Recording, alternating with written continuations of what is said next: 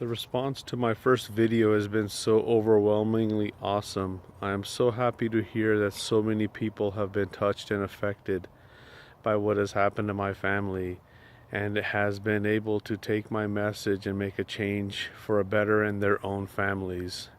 That helps give my son's life meaning beyond words that I can express. I woke up early this morning and I couldn't sleep, so I was headed out for a walk, but I still wanted to get a couple other thoughts that are on my mind out so that parents can follow up with what I've started. The two things I want to talk about quickly this morning were: give your child a voice and let them know they have a voice. From the time they're born, we do everything for them. We buy everything for them. We buy their food, we order their food, we plan trips, we buy their clothes, we enroll them in school. And all along we hold their hand and guide them along and along for their own benefit, obviously, because they're not able to at that age make their own decisions. But along the way somewhere, depending on how your child progresses, we need to give children a voice. We need to let them know that they have something to say and that they don't feel obligated to just continue along the path you are sending them on. Let's say you're taking a trip somewhere, you should involve them. If you're enrolling them in sports, make sure that they want to play those sports. Along the way, if you don't give them a voice, they start to feel trapped, and then they start to feel like whatever decision you're making, they are obligated to follow. So one small thing like that, giving them a voice and letting them know that they can say no or that they can challenge what you're saying, can go a long way, because otherwise you start to make a child feel trapped because they never knew they could talk back.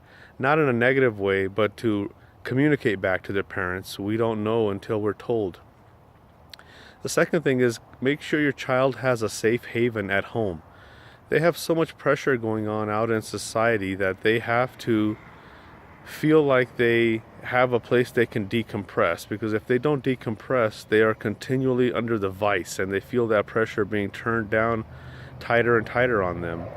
For instance, if they come home from school, they're dealing with the bullies, the teachers, and all the other things that may be thrown at them at school, and now they have a ton of homework.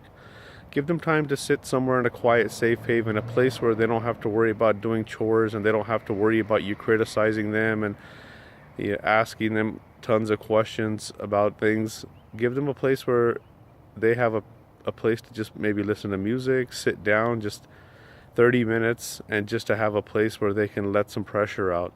Those two things now I think will go a long way, and I'll continue to bring things up as they come.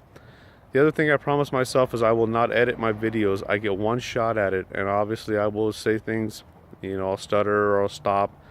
So I've always gone through my life thinking I had to be perfect, and I've learned there is no such thing as perfect. So please,